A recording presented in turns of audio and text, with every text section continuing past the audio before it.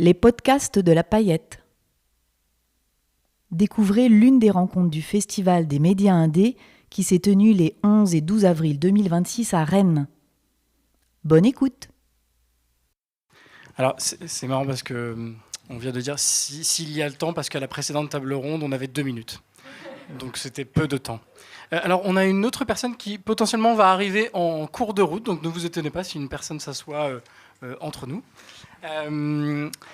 Bonjour tout le monde. Moi, je suis Jérémy Spilewski de l'association Un bout des médias. Donc, je ne sais pas si je reconnais des têtes qui étaient là juste avant, mais bref, je me répète. Donc, association créée par l'économiste Julia Cagé, qui promeut et l'indépendance des médias et les médias indépendants à travers différentes actions qu'on pourrait vous détailler au stand Un bout des médias présent ici. Donc n'hésitez pas demain. Et d'ailleurs, il y a un café média à 10h. En chorale, comme ça. Petit rappel, donc là j'accueille Elsa, c'est Sabado, du collectif Hors Cadre, et Lénaïque Bredou de Mediapart. Et donc on a Scandola Gradiani de Reporter qui devrait, ou potentiellement ne va pas arriver, mais c'est pas grave, on pensera fort à elle. Et donc peut-être un rappel de la première partie. Pendant la première partie, on a fait un peu un état des lieux. Donc un modèle économique avec les dons, un modèle économique avec potentiellement un soutien public, et donc on voit un petit peu les difficultés que ça pouvait avoir. On a un peu parlé du mécénat, coop média, avec la mutualisation parfois des moyens, etc. Enfin bref, on a essayé de faire un peu un grand tour. Donc on a abordé la question des dons, et c'est vrai qu'on n'a pas abordé la question de la dépendance par rapport aux dons, et notamment potentiellement de certains dons. Je pose directement, par exemple, un cadre théorique. Si vous êtes un média indépendant et que vous avez 1000 personnes qui vous font le même don, on peut considérer que quand même c'est assez dilué, c'est assez diversifié, et donc que vous n'êtes pas dépendant potentiellement d'un des donateurs. En revanche, vous pouvez aussi avoir 1000 personnes qui donnent, mais dans ces 1000 personnes, il y a une personne qui donne 50% du montant total. Et là, on pourrait se dire que si la personne décide, par exemple, de ne plus donner, ça pourrait mettre en péril le financement du média ou les projets qui pourraient être associés. Et donc, on a voulu commencer... et puis surtout orienter la discussion autour d'une affaire qui a eu lieu il y a quelques semaines, quelques mois, donc avec une personne qui s'appelle Olivier Legrain. Donc certaines personnes potentiellement en ont entendu parler à travers les articles qui ont pu être faits. Donc avec Lénaïque va juste en parler. Moi, je préférais aussi le préciser. Donc nous, on a reçu un soutien d'Olivier Legrain au démarrage d'Un bout des médias pour notre campagne de financement participatif. Il n'a pas été adhérent par la suite, mais suite aux différents articles, on a donc rompu les différents liens qu'on pouvait avoir avec lui, et que on souhaitait profiter aussi pour dire qu'on défend évidemment toutes les victimes de violences sexistes et sexuelles. Mais une fois qu'on a dit ça, se pose quand même la question de se dire, est-ce qu'on ne s'est pas un peu voilé la face en se disant il y a des gentilles personnes qui ont beaucoup d'argent, et il y a des mauvaises personnes qui ont beaucoup d'argent. Et finalement, avec les gentilles personnes, tout va bien se passer, et on est indépendant puisque ce sont des gentilles personnes qui partagent toutes nos valeurs.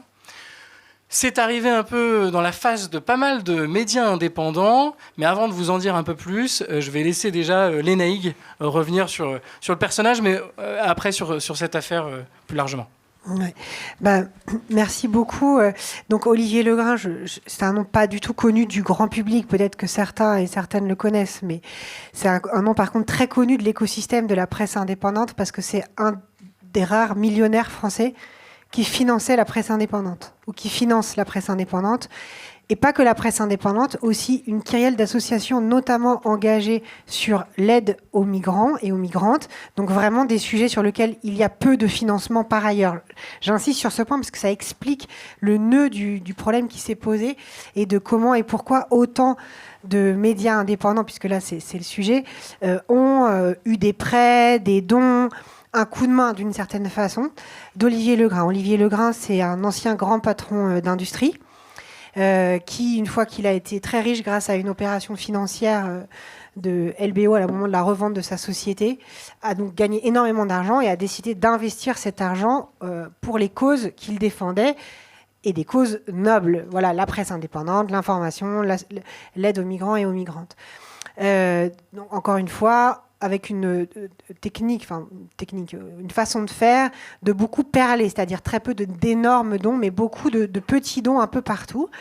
Donc énormément de journaux de la presse indépendante et de celles et ceux qui ont des stands au village là-bas ont été soutenus, encore une fois, dans des montants relatifs, voilà, vraiment relativement, parfois très faibles, parfois simplement un prêt remboursé 2 mois plus tard. Ça a par exemple été le cas de Politis qui a fait un prêt, 2 mois après ils l'ont remboursé. Enfin, voilà, c'est parfois des petites aides, mais qui, à certains moments, peuvent être cruciales pour un journal qui a besoin de survivre.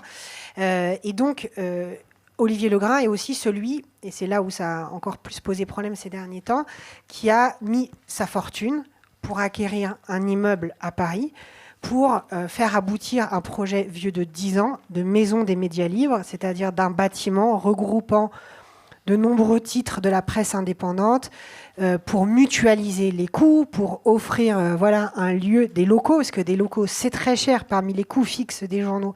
Il y a bien sûr les coûts immobiliers qui sont très élevés, et qu'il soit aussi un lieu ouvert au public dans lequel il peut y avoir des débats, des projections, un lieu sur le papier très chouette. Mediapart au début était associé à ce projet, puis c'est retiré par ailleurs parce qu'on a beaucoup de salariés et que, rien qu'en termes d'occupation d'espace, tout ça poserait problème, mais aussi à cause de cette question du mécénat, puisque c'est pas vraiment un mécénat, ça veut dire que c'est un homme qui acquiert un immeuble, qui certes le met au service de la presse indépendante, mais quand même, à la fin, lui, il contrôle le bâtiment. Donc, je dis ça parce que tout ça a beaucoup avancé ces derniers mois, puisque le projet les travaux allaient commencer.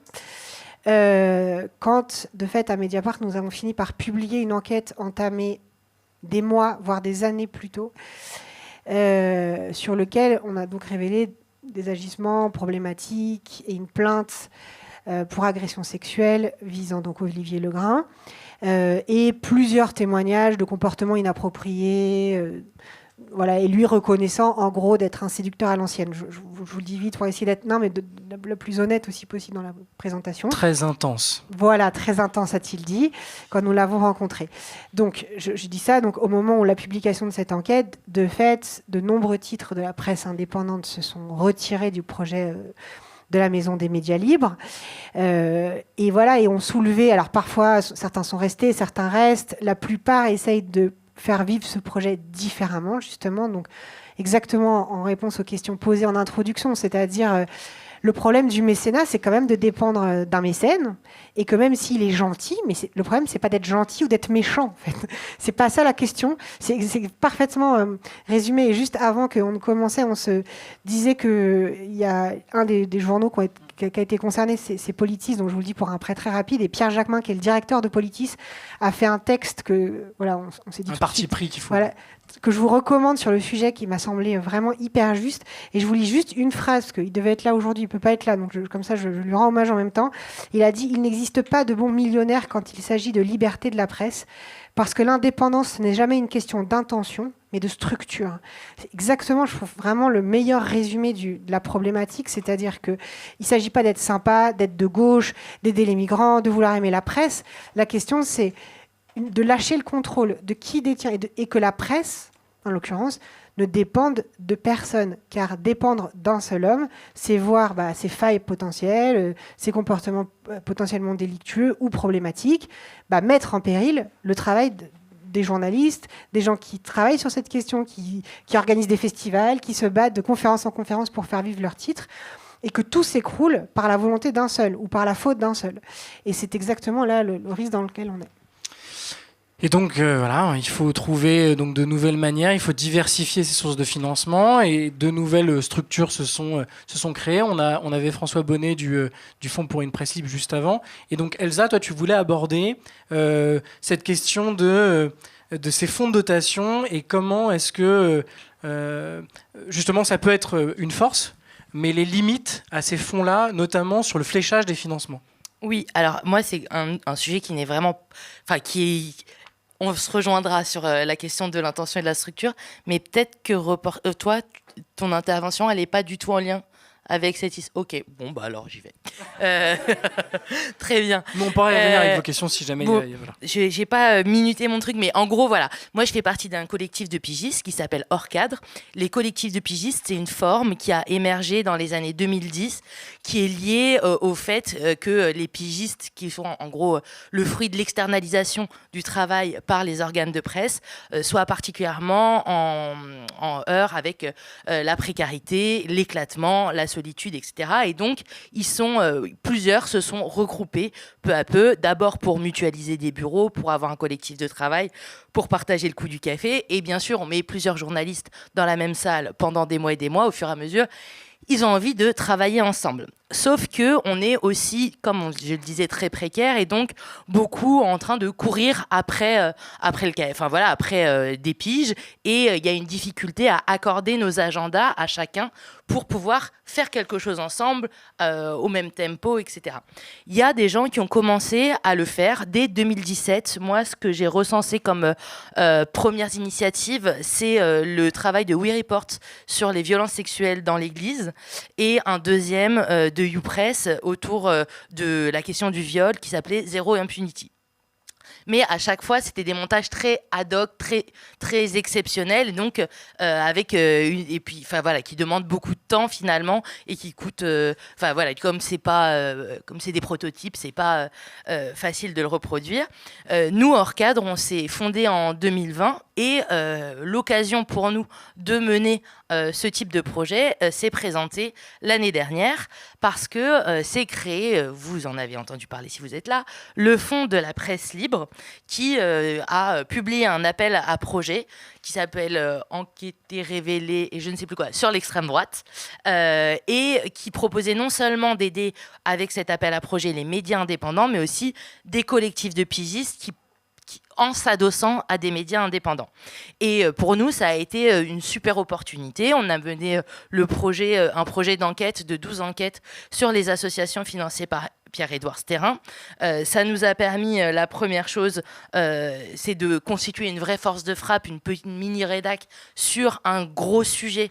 Quand on est tout seul, quand on découvre des énormes systèmes comme ça et qu'on est seul, c'est très difficile, en fait, parce que c'est des énormes morceaux. Du coup, le fait d'être plusieurs, ça nous a permis de pouvoir... décortiquer ce système. La deuxième chose, c'est bien évidemment de faire une équipe avec plus de cohésion entre nous. Et la troisième chose, c'était aussi de pouvoir faire une proposition éditoriale, donc sortir un peu de ce rôle de variable d'ajustement des rédactions où, en fonction de leurs besoins ou pas, on arrive ou pas à placer nos sujets. Et quand il y a un truc, en gros, qui nous tient à cœur, on peut placer un premier sujet là, un deuxième sujet là, mais c'est quand même une grosse bataille de pouvoir creuser le même sujet pendant longtemps. Et donc, ce fonds, il nous a permis ce truc-là. On a été très content et ça a été une vraie force pour nous, si bien qu'on a repostulé cette année et eu cet appel à projet.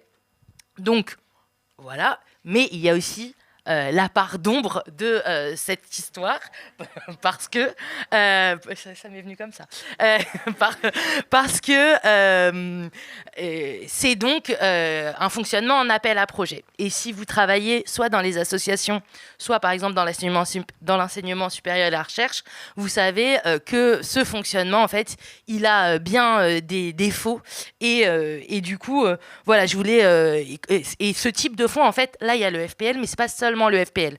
Comme on n'a pas assez de sous pour mener nos projets, dans notre collectif, en fait, on est plusieurs sous-groupes à mener des petits projets par-ci par-là. Et notamment, par exemple, il y a un autre groupe qui travaille sur les disparus de la Manche. Personne ne voulait leur financer leur pré-enquête. Et du coup, ils ont trouvé du mécénat pour travailler sur cette question. Ils ont produit un travail super et à la fin, tout le monde était bien content de prendre leurs enquêtes. Mais ça veut dire qu'on va chercher du travail ailleurs pour financer pour financer le boulot, quoi. Parce que soit les médias nous font pas assez confiance, soit ils ont tout simplement pas l'argent de financer ce travail-là. Et sauf que ça pose la question de qui décide comment sont financés, en gros, comment est orienté le travail en fonction de qui le finance.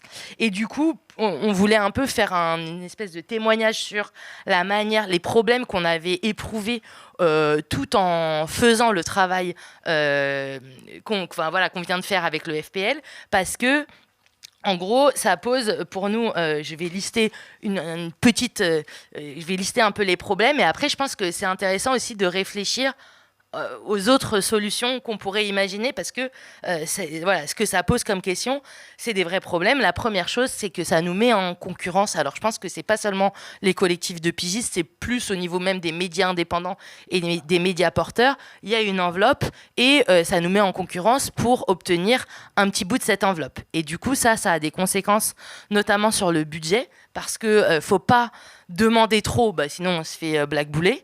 Et en même temps, si on ne demande pas assez, on pète le marché. Exemple, l'année dernière, je me suis retrouvée à essayer de vendre à un employeur en lui disant vous voyez, si vous nous prenez la pige financée par le FPL, vous payez que un quart du prix. Et donc, ça vous fait, c'est vachement moins cher que prendre une vraie pige. Sauf que moi, le reste du temps, je fais des vraies piges. Donc, c'est pas hyper... La meilleure stratégie. Voilà, exactement. C'était pas ouf. Ensuite, il faut... ou alors, on a eu un autre problème, c'est qu'on s'est retrouvé à se faire engueuler parce qu'on n'avait pas suffisamment budgété des postes. Par exemple, pour faire une vidéo, etc. En disant, mais vous vous rendez compte de l'image qu'on va avoir si vous budgétez pas assez votre travail? Et nous, on a dit, mais pas de souci, on veut bien demander plus. Et là, oui, mais en même temps, on nous demande 300 000 €, on nous demande 670 000, et nous, on n'a que 300 000 à distribuer, etc., etc. Bref. Vous voyez les problèmes que ça peut poser de cette mise en concurrence de définition d'un budget. L'autre problème, second problème que ça pose à nous, les collectifs de pigistes, c'est que ça externalise, ça crée un second petit média, ce qui est à la fois très excitant et à la fois le problème, c'est que c'est pas rémunéré à la hauteur parce que ça externalise tout le travail d'élaboration éditoriale, d'élaboration de budget, toute la coordination que ça nécessite. On est 10 journalistes à bosser, donc ça nécessite forcément une organisation, etc.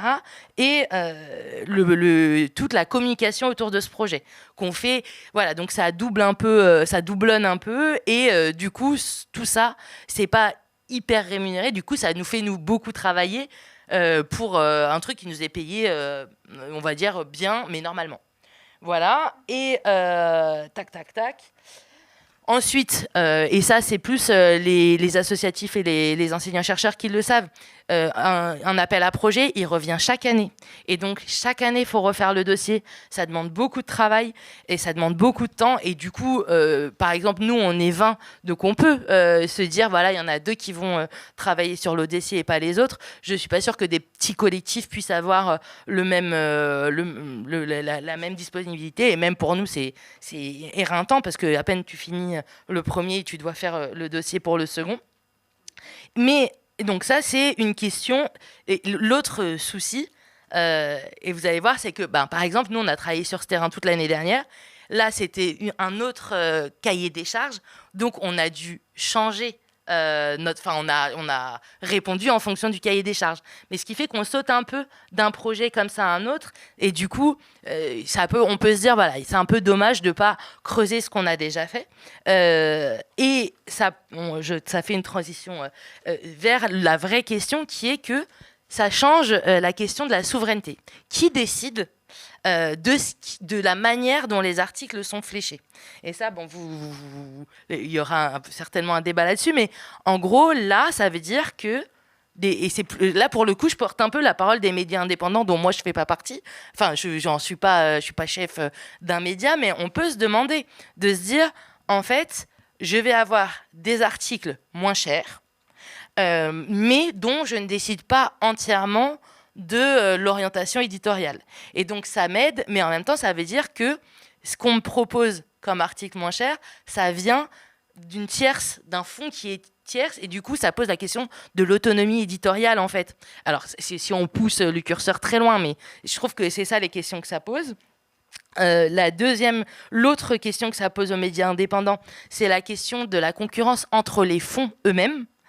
Parce que, alors je ne sais pas si c'est tout à fait vrai, mais on a eu des petits échos par-ci par-là du fait que les levées de fonds lancées par des plus petits médias, en gros, avaient moins bien marché parce que il y avait ce gros fonds qui finalement attirait un peu les dons. Alors ça, ce serait super de le savoir. C'est une des questions. Et pardon, je finis. Et le dernier point. Parce que c'est long. Ouais.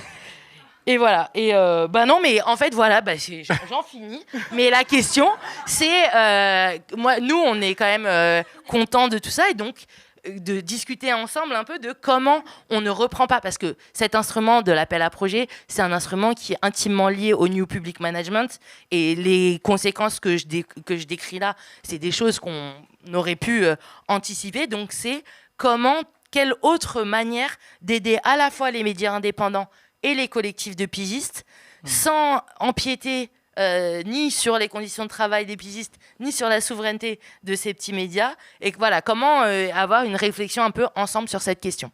Au moins, c'est lancé. On va pouvoir passer justement à un média indépendant qui vient tout juste d'arriver. Donc, je vous avais dit, donc Scandola Graziani de Reporter. Et justement, sur la question des dons, mécénat, peut-être des appels à projets, je ne sais pas si vous en avez répondu à certains. Voilà, le regard de Reporter sur le sujet. Non, mais il nous a acheté des articles. Oui, voilà. tout à fait. D'ailleurs, donc le lien, finalement, c'est ce que j'aurais dit. C'est vrai que c'est la solution finalement. Peut-être que les médias indépendants bossent avec vous et s'entendent sur les conditions derrière de comment faire pour que ça vous repose pas dessus, ni en termes d'énergie, comme tu disais, ni en termes de sous finalement. Enfin, je sais pas, j'espère que vous avez été bien loti à Reporter. J'imagine que oui. En tout cas, et juste pour rebondir sur ce que tu disais par rapport aux appels à ce que tu disais par rapport à la concurrence avec les médias indépendants sur les levées de fonds. En tout cas, nous, ça n'a pas du tout impacté, ça n'a pas du tout été le cas en fait. Nos dons, ils s'en sont pas du tout ressentis. Après, je sais pas comment fonctionnent les autres médias sur leur levée de fonds, mais nous, on n'a pas eu ce souci-là. Reporter, nous, c'est évidemment notre système de fonctionnement, c'est que des dons, donc à 97% des dons, et après il y a 2,5% c'est des droits voisins. Donc en fait c'est de l'argent que nous reversent j'ai envie de dire les distributeurs, mais par exemple Google nous reverse de l'argent parce qu'ils mettent en valeur nos contenus. Donc, mais l'essentiel c'est des dons. Et pour nous, c'est pas du tout une solution à court terme, pour reprendre le titre de la table ronde. Pour nous, c'est vraiment, en fait, c'est ce qui nous fait fonctionner. C'est vraiment ce qui permet de payer les 40 ETP et les 31 salariés. Donc ETP, c'est équivalent temps plein, et salariés permanents. Donc on est quand même 31. Donc à la fois, c'est ce qui nous permet de fonctionner. Et c'est ce qui nous permet aussi de rester en accès libre, parce que donc Reporter, c'est une association, c'est fondé sur La Pile, qui est une association à but non lucratif. Et nous, notre philosophie, c'est un peu de se dire que, comme le disait Julia Cagé, l'information, c'est un bien public, et c'est quelque chose qu'on n'a pas envie de mettre derrière un paywall. Donc en fait, depuis le départ, c'était l'idée de comment faire pour pas que les gens se retrouvent derrière un paywall quand ils vont sur notre site, et en même temps apporter des revenus. Une page payante. Une page payante, oui, excusez-moi. Donc en fait, à pas avoir un petit bandeau qui s'affiche en mode il faut continuer, il faut payer pour lire la suite de l'article. Pour nous, c'était vraiment important que les gens puissent lire l'information. Donc on a choisi ce modèle de don, et donc comme je vous disais, ça fonctionne très bien. On a près d'1 million de trésorerie à l'heure actuelle, donc si jamais il se passe quoi que ce soit, ça nous permet ça nous fait quand même un matelas financier pour amortir quoi que ce soit. Donc c'est vrai que c'est rassurant d'avoir ça, et c'est rassurant de se dire que c'est grâce aux dons que on en est arrivé là. Donc si vous voulez quelques chiffres, je ne sais pas si ça vous intéresse, mais en tout cas... Oui, comme ça, ils pourront poser des questions juste après. Tout à fait. On a 54 000 donateurs, dont 23 000 donateurs réguliers. Le don moyen chez Reporter, c'est 10 € par mois. On a 10 dons de plus de 10 000 euros, et ça va rebondir sur ce qu'on disait sur le mécénat, et un don de plus de 5 000 euros annuels. Hein. Ça, c'est 10 000 euros annuels et 5 000 euros annuels. Donc, c'est pas mal. Et en même temps, ce que ça montre, c'est que finalement, on repose beaucoup sur des petits dons. La majorité, c'est des dons de plus de 10 euros et on peut même faire des dons à partir de 1 euro à Reporter. Donc en fait, on n'est pas dépendant d'une seule personne qui nous file 100 000 balles. On est vraiment dépendant de plusieurs petites personnes qui nous font des petits dons. Et ça, en fait, ça nous permet finalement d'être indépendant. En fait, c'est une sorte de garantie de pluralisme de financement qui est hyper rassurante et qui assure la solidité du média. Et du coup, oui, le truc qui est intéressant aussi, c'est que les gens nous donnent sur 3 ans. C'est-à-dire que c'est des dons qui se renouvellent. Donc pendant tous les mois, ils vont nous donner pendant 3 ans. Et souvent, au bout de 3 ans, ça s'arrête. Mais ça nous donne une bonne durabilité dans le temps, quoi. Enfin, c'est pas ils nous financent un mois et ciao. C'est vraiment pendant 3 ans, on est sûr d'avoir cette manne-là assurée. Donc plus de prévisions. Oui, voilà, c'est ça. Années, ouais. Exactement. Je regarde ce que je voulais vous dire d'autre. Et du coup, on a choisi de ne pas dépendre de subventions. Donc c'est un choix qu'on a fait depuis toujours. Et c'est l'idée aussi de se dire que si un jour on veut nous couper le robinet, on ne pourra pas puisque on dépend vraiment parce que c'est plein de petits robinets. Voilà, parce que c'est plein de mini-robinets, plein de petites gouttes d'eau finalement. Après, je ne sais pas si c'est quelque chose que vous avez déjà évoqué sur... Qu'est-ce qui se passerait si l'extrême droite venait au pouvoir ou si le mécénat coupait le robinet? Enfin, ça, je ne sais pas si vous en avez déjà parlé tout à l'heure, Lénaïque. Pas encore. Pas encore. Peut-être que je laisse ça en sujet de... Si potentiellement il y a une question dessus, mais si tu veux déjà dire 2-3 ouais. mots. Le Reporter a déjà prévu 2027, donc... je vous dis, on a 1 million de trésorerie, donc en soi, on est bien. On est pas mal. Mais non, mais en fait, on se dit que en fait, finalement, don ou abonnement, ça changera pas grand-chose si crise ou si extrême droite qui passe au pouvoir, parce que si un jour les gens n'ont plus d'argent, ils vont pas forcément... je veux dire que ce soit des dons ou des abonnements, ils vont avoir un peu la même réaction qui est peut-être de donner moins. Après, on l'a vu, ce qui s'est passé aux États-Unis, là, c'est qu'en fait, avec l'arrivée de l'extrême droite, les gens, par acte de résistance, se sont mis à vachement donner. Donc en fait, le New York Times a engrangé des quantités astronomiques de dons. Donc en fait, on compte un peu sur l'effet résistance. Allez, soyons un petit peu optimistes dans ce média qui, évidemment, ne l'est pas. Donc il y a cette idée-là. Et l'autre chose, c'est vrai, qui pourrait nous inquiéter un petit peu, c'est cette... En fait, nous, nos dons, il y en a beaucoup qui sont défiscalisés. Alors je crois qu'on peut faire des dons non défiscalisés sur Reporter, mais il y a aussi pas mal de dons qui sont défiscalisés. Et du coup, c'est l'idée de se dire, si ce truc-là venait à tomber, est-ce que les gens nous soutiendraient toujours ? On pense que oui. Par ailleurs, il y a quand même, les gens se disent quand même, on va donner 10 euros à Reporter, donc c'est pas non plus comme si c'est quand même 10 euros, quoi. Enfin, dessus, il n'y a pas une énorme partie qui est défiscalisée, quoi. Voilà, c'est ça, c'est pas beaucoup. Donc, comme je vous disais au début, c'est pas quelque chose qui nous inquiète plus que ça. Alors, je pense qu'on va être d'accord. Je pense que personne ici ne souhaite la victoire de l'extrême droite à la présidence. C'est pas ce qu'elle voulait dire. Je pense qu'on est tous inquiets par cette situation. Non, bien sûr, on est inquiets, mais je veux dire, ce que je veux dire, c'est qu'on a commencé à essayer de penser notre résilience aussi par rapport à ça, en fait. C'est plus ça. C'est plus que c'est un truc qu'on a anticipé. Évidemment, là, je vous donne que la partie immergée de l'iceberg. Je veux pas du tout dire qu'on est tranquille. Surtout que nos sujets, honnêtement, c'est un peu une crise d'angoisse à chaque fois qu'on en parle. Si. Enfin, nos sujets peuvent être clairement dans le viseur de l'extrême droite. Enfin, si c'est clairement. Oui, c'était plutôt l'inverse. C'est-à-dire que l'écologie n'est pas forcément une préoccupation, mais. Oui. Et puis c'est quelque chose auquel on essaye de réfléchir collectivement et qui nous donne des sueurs froides parce que, il y a pas si longtemps que ça, on réfléchissait encore à qu'est-ce qui se passe si on est dissous. Et ça pourrait très bien arriver. Donc non, évidemment que c'est un sujet de préoccupation, mais c'est juste sur la question des dons. On a essayé de réfléchir à des projections en fait là-dessus et ça nous semble tenable encore. Mais on sait pas. C'est pas un truc. On sait pas. J'ai pas de boule de cristal non plus, mais on sait pas. Voilà. Donc là, vous avez entendu 3 voix hyper intéressantes et c'est le moment, si vous le voulez, de poser toutes vos questions. Pas toutes et tous en même temps, mais voilà. Il n'y a pas de petites questions. Si, c'est les gens qui donnent tous les ans 10 000, c'est les mêmes? Est-ce qu'il y a des fidèles? Alors, les gens qui donnent... Enfin, je vous ai dit, il y a un don de 5 000 € et ça, c'est la même personne. Et je pense que les gens qui donnent 10 000 chaque année sont globalement les mêmes. Enfin, peut-être que le panel est partiellement rempli, mais... Et moi, j'ai une toute pareille. Et est-ce qu'il y a une... Oui. Les 3 ans, ça veut dire quoi? Enfin, ça veut dire qu'ils s'engagent à vous donner la même chose sur 3 ans? Non, ça veut dire... Alors, il y a un terme précis pour ça. Je crois que c'est... Je regardais. Il y a un mot précis pour dire ça. C'est... en gros, c'est l'engagement. Enfin, c'est le délai d'engagement. Globalement, les gens donnent pendant 3 ans. Et après, il peut y avoir des raisons pour lesquelles ils arrêtent de donner. Parce que eux, leur situation a changé. Ou parce que... Mais c'est une moyenne. Voilà, c'est ça. C'est que les gens, en moyenne, donnent sur 3 ans. Et ensuite, on ne sait pas trop ce qui se passe. Mais globalement, il y en a d'autres qui les remplacent. Comment? Il y a la carte de, la oui, carte voilà, bancaire, c'est ça. En fait, arrive à la fin et souvent, il n'y a pas de suite. Et est-ce qu'elles deviennent un peu des grands donateurs qui vous rencontrent? Pardon, j'ai pas Est-ce entendu. que ça devient un peu des grands donateurs qui vous rencontrent, qui ont une espèce de relation un peu... Ah non, pas du tout. C'est pas du tout. Il y a un club. Non, Voilà. il n'y a pas du tout de club reporter. Non, vraiment pas.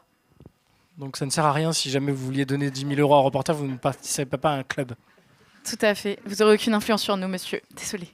Non, mais moi, j'avais une question par rapport à la tension qui était évoquée sur la logique d'appel à projet et effectivement, du coup, toutes les limites auxquelles ça peut conduire. Du coup, ce serait quoi qu'est-ce qui pourrait être imaginé? Parce que, précisément, dans la recherche, nous, l'alternative qu'on met en avant, c'est les financements récurrents.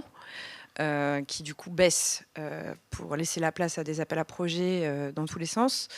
Mais du coup, les financements récurrents, comment est-ce que ça serait possible de les organiser avec la configuration de la structure précisément que vous évoquiez, les structures que vous évoquiez, avec des médias indépendants, des collectifs de pigistes?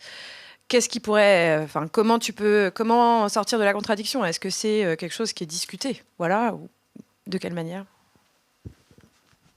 En fait, l'autre tendance, c'est que ça nous transforme de plus en plus en fait, ça nous transforme en petite entreprise, quoi qu'il arrive. Et que même si nous, notre cœur de métier, c'est pas de faire des budgets, c'est pas de faire des réseaux sociaux, c'est de faire du journalisme. Et là, en répondant à ce truc, ça nous amène à faire ça. Donc la question qu'on se pose du coup, c'est est-ce que du coup on fait un média? Enfin, tant qu'à faire, en fait, ne pas passer par des médias porteurs. Et on n'y répond pas, on va pas le faire demain, mais c'est une vraie question qui se pose.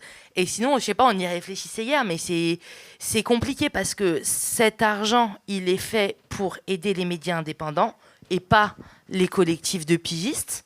Donc, pas à la base, c'est plus pour aider les médias indépendants. En même temps, est-ce que cet argent, il est sollicité par le FPL, qui est dirigé par François Bonnet, qui est, je sais pas comment vous l'appelez, émanation. Mediapart en est très indépendant et en même temps, il en est à l'origine. Donc c'est ça que... Tu vois ce que je veux dire? Ouais, je vois très bien. En fait, on peut pas dire que ce soit complètement délié. Et donc ma question juste, complètement. ouais, mais ma question c'est est-ce que on pense que un fonds il va donner de l'argent comme ça sans du tout regarder ce qu'on en fait? C'est quand même illusoire aussi. Voilà. Par ailleurs, je ne sais même pas si c'est souhaitable. Parce que les gens, ils donnent de l'argent dans un objectif. Il faut quand même que des gens contrôlent que cet objectif est tenu, parce que sinon, la promesse faite aux personnes qu'on donnait n'est pas tenue. Mais donc ça, sous quelle forme et sous quel choix d'article, dans quel détail, par rapport à la souveraineté éditoriale dont tu parlais tout à l'heure. Non, mais alors juste, donc, effectivement, donc, moi, je suis co-directrice éditoriale de Mediapart, fonction qu'occupait François Bonnet il y a quelques années, puisqu'il était directeur éditorial et cofondateur du journal. Quand il est parti du journal, les cofondateurs ont changé complètement la structure capitalistique de Mediapart, ce qu'il a expliqué dans le débat précédent rapidement, qui fait que du coup Mediapart n'a plus d'actionnaires, donc est contrôlé par une société qui est elle-même contrôlée par le FPL, puisque le FPL a 2 missions. Le fait de contrôler la structure, d'être le garant de la structure qui aboutit au fait que le capital de Mediapart n'est pas cessible, on peut pas être vendu, donc ne peut pas être acheté. Et par ailleurs, finance la presse indépendante. Mais donc ne finance pas Mediapart par définition, puisqu'il est un fonds. Donc du coup, par exemple, quand même pour vous dire, du coup, par exemple, les projets financés par le FPL, notamment les articles, quand il s'agit de projets sur l'Extravat, on ne peut pas nous-mêmes les publier, même quand ils sont publiés par des médias dont on est partenaire, pour lequel on a des échanges financiers. Par exemple, je vais vous donner un exemple, Médiacité, Le Poulpe, Rue 89 Lyon, rue 89 Strasbourg, Mars Actu. Voilà, je me suis lancée dans une liste, évidemment je vais en oublier un, mais je ne crois pas, si sûrement, mais bon, qui sont les partenaires de Mediapart au quotidien, donc qui sont des titres de presse régionale avec lesquels on a un partenariat éditorial, donc on est à la fois la plupart du temps au capital de ces journaux, mais surtout on a un échange de contenu, c'est-à-dire nous on reprend leurs articles et eux ils peuvent reprendre les nôtres. Et pour ça, évidemment, on rémunère ces articles. C'est pas gratuit. Par exemple, quand ils reprenaient des enquêtes financées par le FPL, nous, on pouvait pas les reprendre. Voilà, parce que sinon, ça biaisait en fait l'indépendance entre le FPL et Mediapart.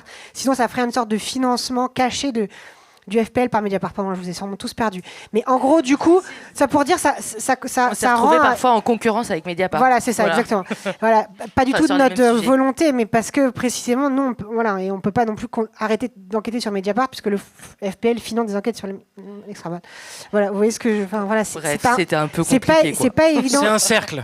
Voilà. Non, mais c'est un cercle et c'est un tout petit cercle. En fait, le fond du problème, c'est toujours la même chose. C'est que ce soit le don. Bon, le mécénat, franchement, je pense qu'on peut se dire que c'est vraiment problématique. Mais que ce soit. Tout le reste, en fait, c'est aussi du bricolage parce qu'il n'y a pas assez d'argent pour la presse indépendante. Il n'y a pas assez d'argent pour financer le travail des journalistes, pour qu'ils puissent informer le public. Parce que c'est l'intérêt général, c'est l'intérêt public et qu'il n'y a pas assez d'argent. Donc, du coup, c'est du bricolage à tous les étages et donc de la précarité à tous les étages. Moi, évidemment, je vous parle d'un journal qui gagne beaucoup d'argent, qui a beaucoup d'abonnés, où je suis salarié. Donc, je parle d'une position extrêmement privilégiée. À l'inverse de ma voisine de droite, qui est précisément la population la plus précarisée de la presse, les pigistes. Donc, du coup, on ne peut pas dire que ce soit la même réalité pour tous et toutes. Ce serait totalement mensonger.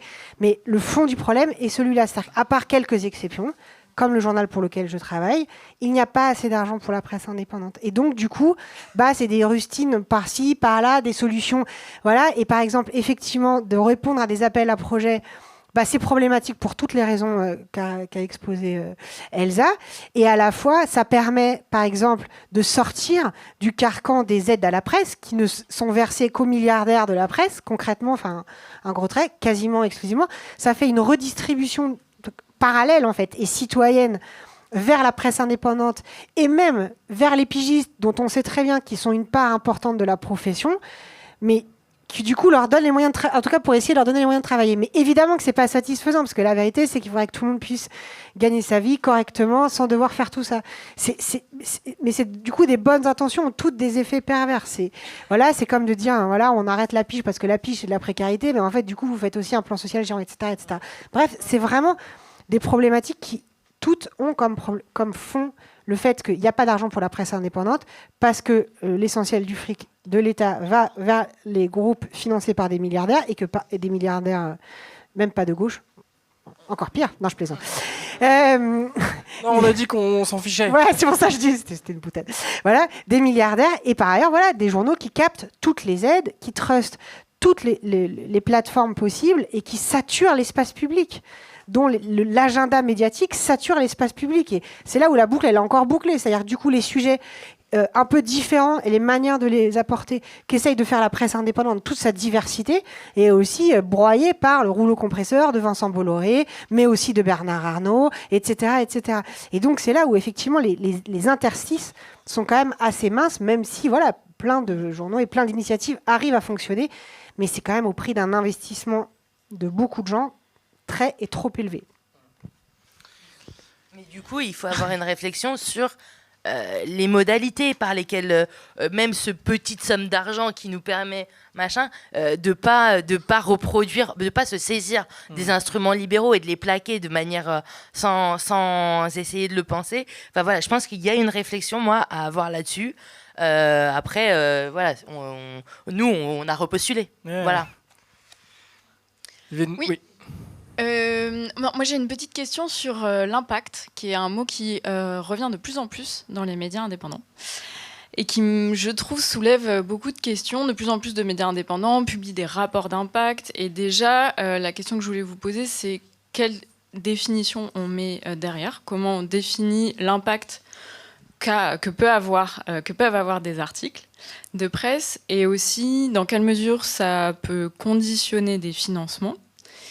Et aussi, dernière question, dans quelle mesure, moi, ma crainte, c'est qu'à terme, est-ce qu'on ne risque pas aussi d'écarter des thématiques, enfin voilà, peut-être qu'il va y avoir des biais éditoriaux à terme. En fait, la question que je me pose, c'est de me dire, si demain une très bonne enquête ne change pas une loi, est-ce que ça veut dire qu'il aurait fallu ne pas la faire? Est-ce qu'on ne va pas, au bout d'un moment, avoir un peu des biais comme ça qui vont nous auto-censurer, nous, journalistes et chefs de presse? Voilà. Lénig ? Alors, effectivement, nous, on publie un rapport d'impact qui ne doit pas s'appeler tout à fait comme ça, mais qui est à peu près l'équivalent. Et donc, je vais essayer d'être tout à fait loyale à ce travail. Et à la fois, je suis moi-même critique de cette approche parce que je pense que c'est ambivalent. Enfin, en tout cas, il y a une grosse ambivalence dans le rapport d'impact et je suis tout à fait d'accord avec la manière dont vous le formulez. C'est-à-dire qu'il y a un côté utilitariste, presque libéral, comme disait Elsa exactement sur les appels à projets, en fait, qui répondent à cette même logique, en tout cas, qui pourraient répondre à cette même logique de on fait un service, c'est quoi le résultat, qu'est-ce qu'on met en face, enfin voilà, des objectifs, quoi. C'est comme si on était en face façon RH et dire est-ce que tu as rempli tes objectifs de l'année. Donc vraiment, une set de logique managériale de l'information qui est extrêmement problématique. À l'inverse, il y a quelque chose de positif. Enfin, moi, j'ai fini par être convaincue par mes collègues aussi, c'est-à-dire que il y a rappelé l'utilité sociale du journalisme. Pas de l'information, mais du journalisme. C'est-à-dire que l'information, c'est pas un produit comme un autre. C'est pas, on vend pas de l'information de la même manière. C'est pas d'où le taux de TVA super réduit, etc. Et que donc, du coup, il y a une utilité sociale au journalisme qui est d'informer le public, toujours au service du public. Sinon, ça ne sert à rien. C'est pas pour que les journalistes se fassent plaisir à faire des super beaux reportages et des super belles enquêtes, si c'est pas au service du public. Et là, pour le coup, dans le pacte de confiance qui s'est quand même largement fissuré, voire qui a totalement anéanti entre le public et le travail journalistique et la presse, il y a quelque chose à recoudre sur justement cette utilité sociale du journalisme. Parce que quand on allume sa télé ou sa radio, très souvent, c'est quand même assez exaspérant. Et le sentiment d'un journaliste qui est du journaliste de commentaire, en fait, où les journalistes commentent. On commente le monde. On commente, on discute dans un entre-soi, et on commente. Mais on ne produit pas d'information. Et rappeler que le journalisme, c'est d'abord produire de l'information. Et donc montrer cette utilité sociale, à quoi ça sert, en l'illustrant, en fait. Parce que souvent, contrairement à ce qu'on croit, ça sert souvent à quelque chose. C'est juste que ce quelque chose ne veut rien dire, parce qu'il y a plein de façons de l'évaluer. C'est là où je pense qu'il faut à la fois prendre avec des pincettes et à la fois le prendre au sérieux, dire, voilà, l'information, elle a cette utilité sociale, voilà par exemple comment elle s'est illustrée. Ça, cette démarche-là, je pense qu'elle est à même aussi d'avoir ce dialogue, en fait, ou cette transparence vis-à-vis du public, d'être interpellé aussi, en disant, voilà, pourquoi vous avez fait ça, pourquoi ça a fait ça, dans un truc critique, en fait. Parce que justement, c'est rendu public. Moi, je trouve, ça crée aussi les conditions d'un échange que je trouve qui peuvent être assez féconds. Et alors, par ailleurs, c'est pas du tout forcément changer les lois, l'utilité sociale, parce que alors là, sinon... franchement, ou alors la meilleure utilité sociale c'est CNews qui change les lois de la justice toutes les 5 minutes. Non, mais voilà. Donc franchement, c'est-à-dire, il y a plein d'autres façons. Le fait qu'il y ait, il y a une forme d'appropriation par le public d'une information, par exemple. Si on prend mini-exemple, Olivier Legrand, de fait, il y a une appropriation par la presse indépendante des révélations qui ont été faites par Mediapart, parce que de fait, comme Mediapart ne dépendait pas de lui, on était dans la position la plus favorable pour pouvoir la faire. Concrètement, d'autres ne pouvaient pas la faire, tout simplement. Donc cette appropriation-là, de fait, on peut considérer que c'est ça l'impact. Ou que produire un travail journalistique de qualité contribue à un débat public de qualité, on peut considérer que c'est une forme d'impact. Donc c'est là où je pense qu'il faut avoir cette démarche-là très large pour rappeler encore une fois que l'information n'est pas un privilège des journalistes, mais un travail au service du public. Et que pour moi, je le répète dès que je peux, et à chaque fois que j'ai un micro, parce que je pense que c'est vraiment essentiel, y compris et pour les journalistes et pour le public.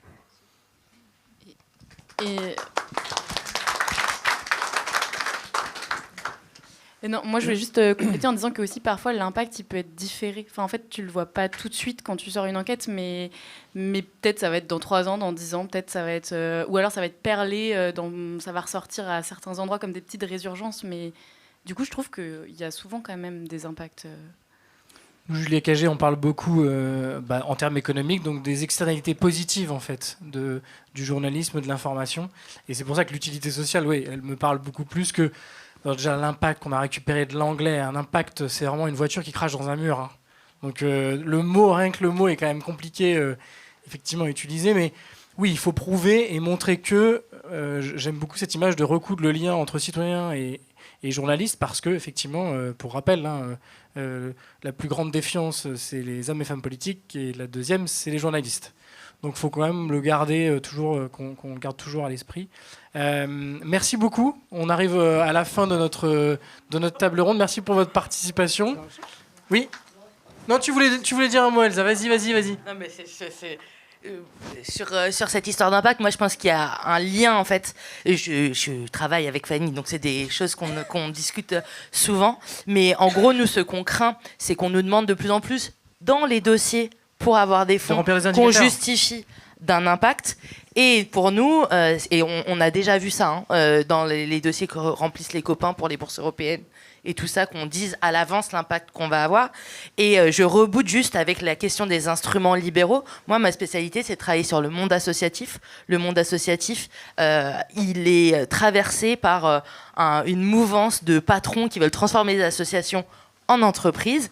Et le moyen, c'est de mesurer l'impact, de le monétiser pour permettre de demander à l'État de financer financer l'action sociale avec des intérêts pour les entreprises, de le faire assurer par des entreprises. Voilà. Et c'est assez confus, je vous le conseille. Non, mais à double tranchant. Mais je pense que ce truc-là de l'impact, je suis d'accord avec toi sur le fait que le mot utilité sociale est bien plus adapté parce que faire reposer le financement des articles sur leur éventuel impact supposerait d'avoir des critères de ce que c'est qu'un impact. Et je pense qu'il y a une vraie discussion sur qui, bien malin, est capable de savoir comment mesurer l'impact d'un article, quoi. Voilà. Merci beaucoup.